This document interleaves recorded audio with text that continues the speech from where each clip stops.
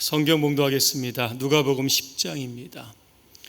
30절부터 37절까지 말씀을 함께 합독하시겠습니다. 예수께서 대답하여 이르시되 어떤 사람이 예루살렘에서 여리고로 내려가다가 강도를 만나매 강도들이 그 옷을 벗기고 때려 거의 죽은 것을 버리고 갔더라.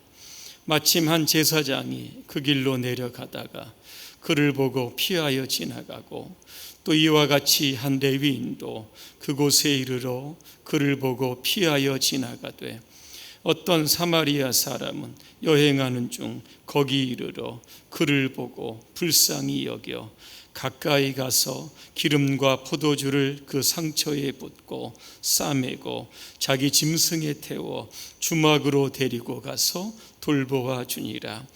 그 이튿날 그가 주막 주인에게 데나리온 2를 내어주며 이르되 이 사람을 돌보아 주라. 비용이 더 들면 내가 돌아올 때에 갚으리라 하였으니 내 생각에는 이 세 사람 중에 누가 강도 만난 자의 이웃이 되겠느냐? 이르되 자비를 베푼 자니이다. 예수께서 이르시되 가서 너도 이와 같이 하라 하시니라. 아멘. 코로나19가 주는 교훈 두 번째, 자비라고 하는 주제로 말씀을 드리겠습니다. 이 로드니 스타크는 기독교의 승리라고 하는 책에서 초대교회 역사를 이렇게 기술하고 있습니다. 그들에게 있어 진정한 혁명적인 원리는 기독교적 사랑과 구제사역에 가족이나 신자들의 경계를 넘어서서 어려움에 처한 모든 사람들에게까지 확대되어야 하는 원리였다, 이렇게 이야기를 합니다. AD 165년과 251년에 로마에 큰 전염병이 발생을 합니다. 그 당시 로마 사회에서는 구조활동을 감당할 만한 사회적인 기관이나 종교단체가 없었습니다. 당시에는 신들이 인간사에 관심을 두지 않는다라고 하는 그러한 생각들이 팽배해 있었습니다. 또한 구제는 받는 측에 아무런 노력 없이 도움이나 위안을 제공하기 때문에 정의에 반환한 것으로 여겨졌던 겁니다. 따라서 이 로마 제국의 3분의 1이 전염병으로 죽어갈 때에 의사들은 시골 저택으로 몸을 숨깁니다. 전염병이 걸렸던 사람들은 집 밖으로 내던져집니다.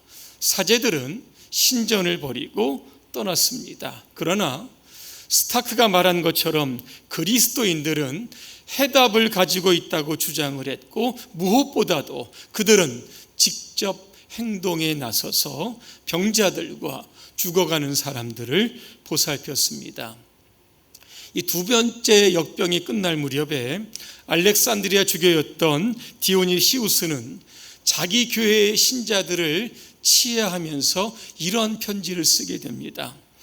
우리 형제들은 대부분 자신을 아끼지 않고 오직 서로만을 생각하여 무한한 사랑과 충실함을 보여주었습니다. 그들은 위험을 아랑곳하지 않고 병자들을 돌보며 그들의 모든 필요에 주의를 기울여 그리스도 안에서 그들을 정성껏 보살폈습니다. 그래서 죽어가는 사람들은 행복해하며 평화롭게 세상을 떠났습니다. 그곳에 희망을 심었네라고 하는 책이 올해 5월에 발간이 되었습니다. 대구의 코로나19가 극성을 부릴 때에 진료 현장의 최일선에서 코로나19와 싸웠던 의료진들의 이야기를 담고 있습니다. 매스컴은 그들을 향해서 영웅이라고 칭송을 하지만 사실 그들도 우리와 다름이 없는 사람들입니다. 코로나19의 백신과 치료제가 없습니다. 감염력이 빠르고 사망률도 높은데 자원해서 코로나19 현장에 들어가서 환자들의 치료와 방역에 최선을 다했습니다. 그분들은 누군가의 자녀이고 누군가의 부모이기도 합니다. 그런데 자신의 생명을 무릅쓰고 환자를 살려내는 그분들이 있었기 때문에 대한민국은 지금 안심할 수 있는 겁니다. 그들이 보여주었던 사랑의 행동들이 환자들과 세상을 따뜻하게 만들었습니다. 그리고 세상을 향해서 아직도 살만한 세상이라고 하는 희망을 보여주었던 겁니다. 코로나19가 여전히 우리를 위협하고 있습니다.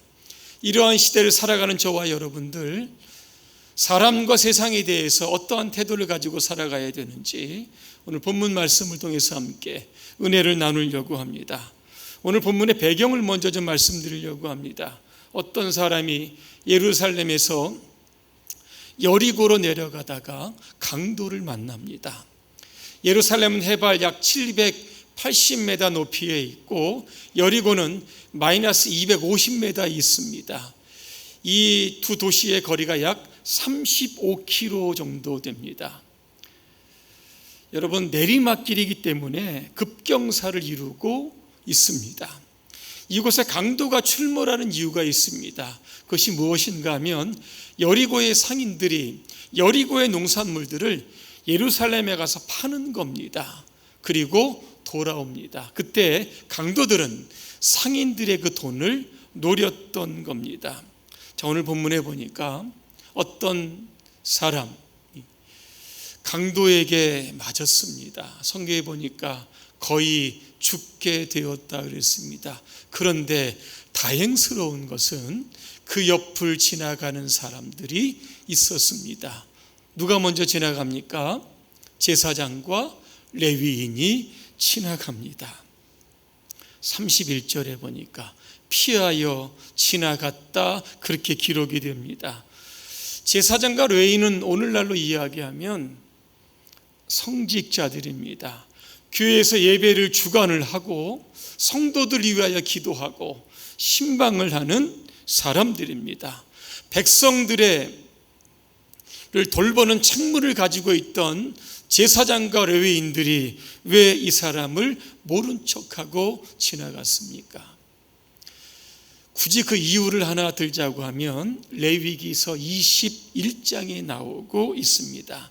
당시의 제사장과 레위인들이 지켜야 할 규정이 하나 있었습니다. 그게 뭐냐면 시체와 접촉을 금지를 하는 겁니다. 왜냐하면 시체와 접촉을 하면 자기가 부정한 자가 되기 때문에 성전에 들어가서 일을 할 수 없게 되는 겁니다. 마찬가지 이유로 피 묻은 사람과의 접촉도 피하고 있는 겁니다. 이들은 율법의 규정을 내세워서 죽어가고 있는 사람을 방치하고 그 자리를 떠났습니다. 사랑과 율법 사이에서 그들은 율법을 선택한 사람들입니다. 예수님은 이들을 이렇게 책망을 하십니다. 마태복음 9장 13절입니다. 너희는 가서 내가 국류를 원하고 제사를 원하지 아니하노라 하신 뜻이 무엇인지를 배우라 그렇게 말씀합니다. 또 하나의 책망입니다. 요한일서 4장 20절과 21절입니다. 하나님을 사랑한다고 하면서 형제를 미워하는 사람은 거짓말쟁이입니다. 눈에 보이는 형제를 사랑하지 못하는 사람이 보이지 않는 하나님을 사랑할 수는 없습니다. 그렇게 되어 있습니다. 하나님을 사랑하면 이웃을 사랑하는 것, 이게 정상적인 겁니다. 그런데 오늘 제사장과 레위인의 신앙은 이 말씀에 비추어 보면 비정상적이었습니다. 성전 안에서는 엄청난 사랑을 가지고 있는 사람들처럼 보였지만 성전 밖에서는 그 사랑을 증명하지 못한 형식적인 신자에 불과했다라고 하는 겁니다. 오늘 반면에 사마리아 사람이 나오고 있습니다. 그 역시 강도에게 맞아 죽어가는 사람을 보았습니다. 그때 그는 율법의 복잡한 조항에 얽매이지 않았습니다. 어떻게 할까 고민하지도 않았습니다. 그를 도와주고 보살펴주고 결국 사마리아 그 사람 때문에 그 생명이 살아날 수 있었던 겁니다. 오늘 죽어가는 사람을 살려내는 이 사마리아 사람의 행동을 통해서 오늘 이 시대 자비가 무엇인가 오늘 저는 세 가지로 정의하려고 합니다. 자비라고 하는 것은 첫째로 불쌍히 여기는 마음입니다. 오늘 33절에 보니까 그를 보고 불쌍히 여겼다 그랬습니다. 이 불쌍히 여겼다라고 하는 이 원어에 보니까 스플라크 니조마이라고 하는 단어를 씁니다. 이 단어의 뜻이 무엇인가 하면 창자가 뒤틀리고 고통을 당할 정도로 연민의 정을 느낀다는 겁니다. 이웃사랑의 출발점이 바로 여기에서 시작이 되는 겁니다.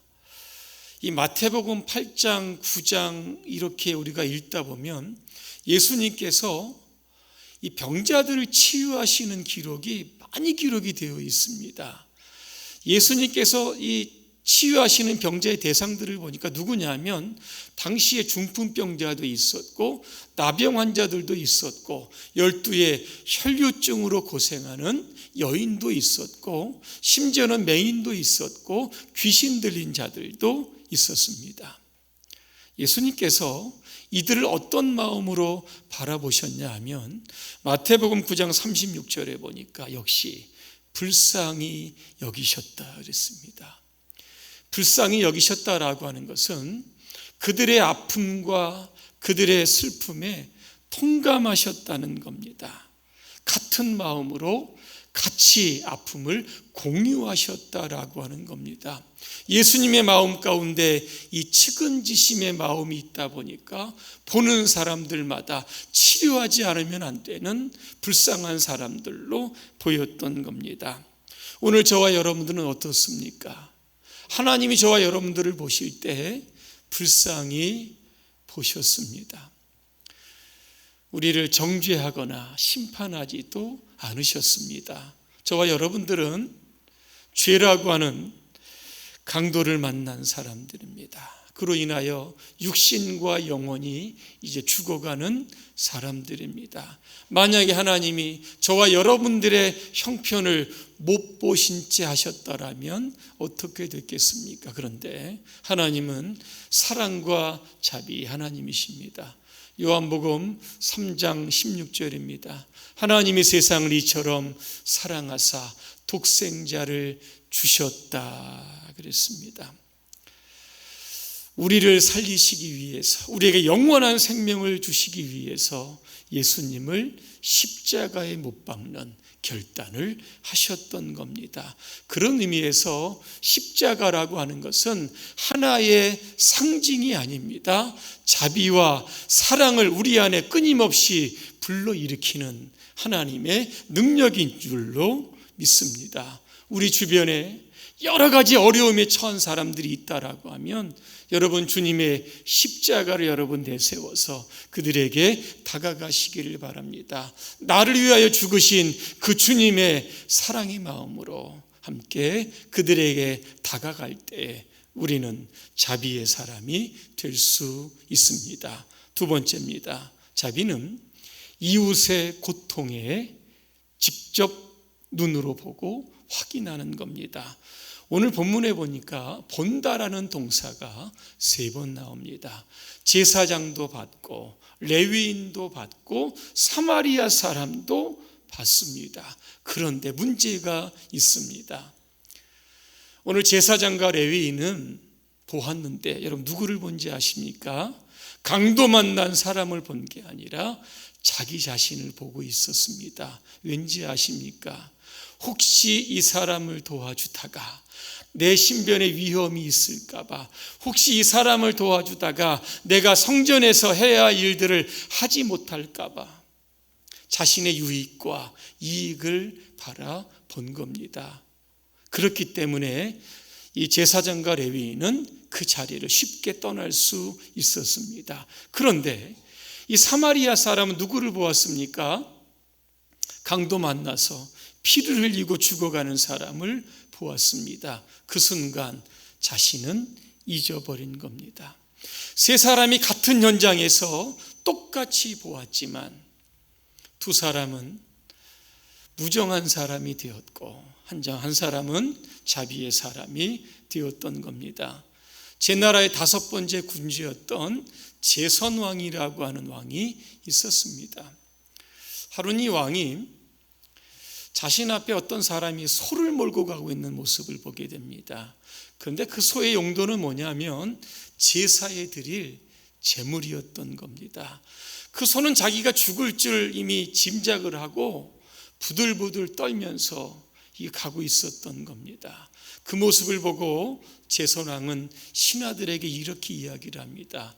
그 소를 살려두고 대신 양을 잡아서 제사를 드려라, 그렇게 이야기를 합니다.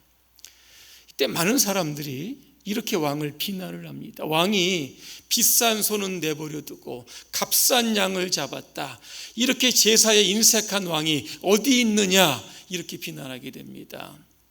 근데 이 맹자라고 하는 사람이 이 왕의 행위를 칭찬을 하면서 이렇게 이야기를 하고 있습니다.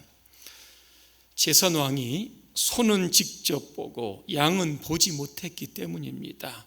군자는 금수가 살아있는 것을 보면 그 죽어가는 것을 참아 보지 못하며 그것이 애처롭게 우는 소리를 들으면 차마 그 고기를 먹지 못합니다. 그래서 군자는 주방을 멀리합니다, 그랬습니다.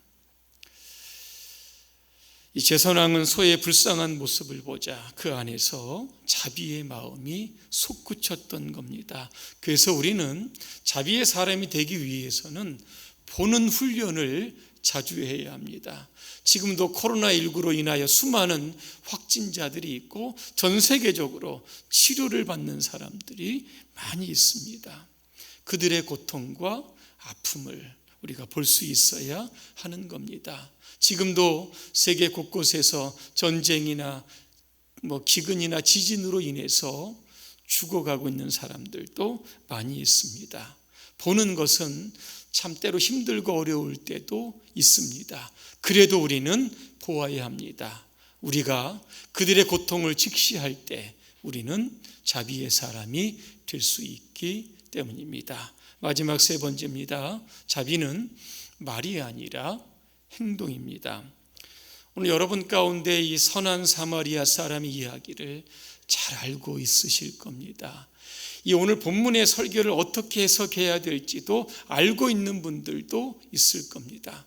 아마 여러분 중에는 이러한 시각으로 해석하시는 분들도 있을 겁니다. 예를 들면 오늘 강도 만난 사람입니다.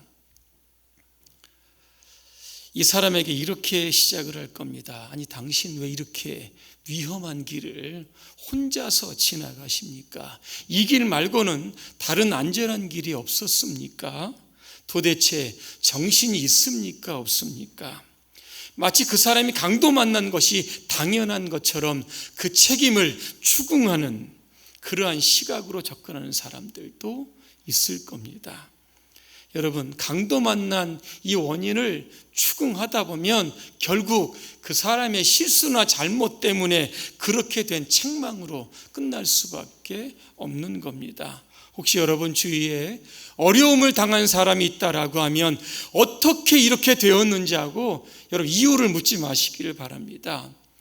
그 이유를 묻는 순간 그 사람은 여러분의 이웃이 될 수 없습니다. 반면에 그가 당하고 있는 아픔이 있습니다. 고통이 있고 절망이 있고 슬픔이 있습니다. 얼마나 힘드시고 얼마나 아프십니까? 이렇게 접근을 하면 그 사람은 여러분의 이웃이 될 수 있는 겁니다. 또 어떤 분은 오늘 본문을 이렇게 아마 또 다루고 계실 수도 있을 겁니다. 아니, 그 당시 이스라엘의 그 치안이 얼마나 부재해서 강도들이 날뛰게 만들었느냐, 도대체 이스라엘 정부는 뭘 하고 있었느냐, 대책을 좀 내놓아라, 이러한 시각으로 접근하는 분들도 있을 겁니다. 이런 분들은 이런 겁니다. 지금 홍수가 나서 사람이 떠내려가는데 정부의 허술한 방제 시스템을 책망하고 대책을 요구하는 사람일 겁니다. 여러분, 사람이 지금 죽어가고 있습니다. 어떻게 해야 합니까? 살려내야 합니다. 홍수로 떠내려가고 있다라고 하면 건져내야 합니다. 왜? 하나의 생명이 중요하기 때문에 그런 겁니다. 오늘 이 사마리아 사람 강도에 맞아 죽어갈 때 어떻게 했습니까? 오늘 34절에 보니까 그에게 가까이 갔다 그랬습니다. 포도주와 기름을 부어 상처를 소독을 하고 응급처치를 합니다. 자신이 탔던 그 나귀에 그 사람을 태웁니다. 주막으로 갑니다. 돌보아 줍니다. 이튿날이 됩니다. 2 데나리온을 주게 됩니다. 이거 모자라면 내가 다시 올 때에 더 비용을 드리겠다, 그렇게 이야기를 합니다. 이 서강대학교에서 영어 교수를 하셨고 3번의 암 투병 끝에 사망을 하신 장영희 교수가 있습니다. 한 번은 이분이 이 지하 연극장에서 연극을 보고 이 계단을 올라오고 있었습니다. 근데 이분은 태어날 때부터 이 소아마비였습니다. 양다리가 불편하기 때문에 이 목발을 짚고 계단을 올라가는 것 굉장히 힘들어하고 있었습니다. 그때 유인촌 씨가 그 모습을 보고 그 앞에다 자기의 등을 대고 업으라고 했다고 합니다. 장 교수는 유인촌 씨의 그 행동을 보면서 이렇게 생각을 했다고 합니다. 이 사람의 행동은 어쩌다 한번 보여주는 행동이 아니라 아주 몸에 밴 그러한 행동이었다고 합니다. 그러면서 그는 이런 깨달음을 얻었다고 합니다. 장애인들에게 당신은 할 수 있습니다. 하면 됩니다. 수백 수천 마디의 말보다 사소하지만 몸에 밴 행동으로 전해지는 따뜻한 사랑, 그것이 그들에게 큰 위로와 용기를 주었다, 그렇게 이야기를 합니다.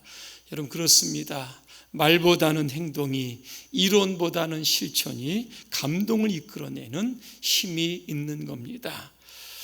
감옥으로부터의 사색이라고 책을 썼던 신영목 선생은 그의 책에서 이런 이야기를 합니다. 머리 좋은 것이 마음 좋은 것만 못하고, 마음 좋은 것이 손 좋은 것만 못하고, 손 좋은 것이 발 좋은 것만 못하다 그랬습니다. 예수님도 이렇게 말씀합니다. 요한일서 3장 18절입니다. 사랑하는 자녀들이여, 우리나 말로나 혀끝으로 사랑하지 말고 행동으로 진실하게 사랑합시다, 이러면 그랬습니다. 오늘 예수님은 내 이웃이 누구입니까? 이렇게 질문하는 율법 교사에게 되묻습니다. 내 생각에는 제사장과 레위인과 사마리아 사람, 이 3사람 중에 누가 강도 만난 자의 이웃이냐, 그렇게 물어봅니다. 율법 교사가 뭐라고 이야기를 합니까? 자비를 베푼 자니이다 그랬습니다. 오늘 마지막 절에 예수님이 이렇게 말씀합니다. 가서 너도 이와 같이 하라, 그렇게 말씀합니다. 결론입니다. 성경은 자비로운 사람, 자비로운 세상으로 만들어가는 데 있어서 한 가지 제안을 합니다. 제가 한번 성경 신명기 24장 19절의 말씀을 좀 읽어드립니다. 여러분이 추수할 때 미처 거두지 못한 곡식단이 생각나거든 그것을 가지러 가지 말고 외국인과 고아와 과부를 위해서 거기에 그냥 내버려 두십시오. 20절입니다. 여러분이 감람나무에서 열매를 따고 난 후에 남은 것은 객과 고아와 과부를 위해서 내버려 두십시오. 21절입니다. 당신들은 포도를 딸 때에도 따고 난 뒤에 남은 것을 다시 따지 마십시오. 그 남은 것은 외국 사람과 고아와 과부의 것입니다. 이렇게 이야기를 합니다. 우리가 이웃에게 자비를 베풀 때 하나님은 우리에게 복을 내려 주십니다. 이 셰익스피어가 썼던 베니스의 상인에 보면 재판관 포셔는 이 잔인한 그 상인이었던 샤일록에 자비를 베풀 것을 호소하면서 이렇게 이야기를 합니다. 자비의 본질은 강요할 수 없습니다. 그것은 하늘에서 땅에 내리는 부드러운 비와 같습니다. 이중의 축복인데 베푸는 사람과 받는 이가 축복을 받습니다. 한자 성어를 보니까 적선지가의 필우여경이라고 하는 뜻이 있습니다. 이게 뭐냐면 선을 베푼 자에게 반드시 경사스러운 일이 있을 것이다 라고 하는 뜻입니다. 누군가는 말합니다. 자비가 없는 세상은 사륙이 가득한 세상이다 그랬습니다. 그래서 예수님은 히브리서 10장 24절과 25절에서 우리에게 이렇게 말씀하는 겁니다. 주님이 다시 오실 때까지 서로 돌아보아 사랑과 선행을 격려하라, 그렇게 말씀하고 있습니다. 여러분 살아가는 동안 여러분 오늘도 선한 사마리아 사람들처럼 자비를 베푸시는 선한 그리스도인들이 되시기를 주님의 이름으로 축원합니다. 기도하겠습니다. 자비의 하나님, 우리의 눈을 들어서 우리의 주변에 우리의 도움을 필요로 하는 사람들을 보게 하시고 찾게 하시고 주님의 십자가의 사랑으로 우리의 희생을 드려 그들을 돌보아 줄 수 있는 자비의 사람으로 살아갈 수 있도록 우리 모두를 축복하여 주시옵소서. 예수님의 이름으로 기도합니다. 아멘.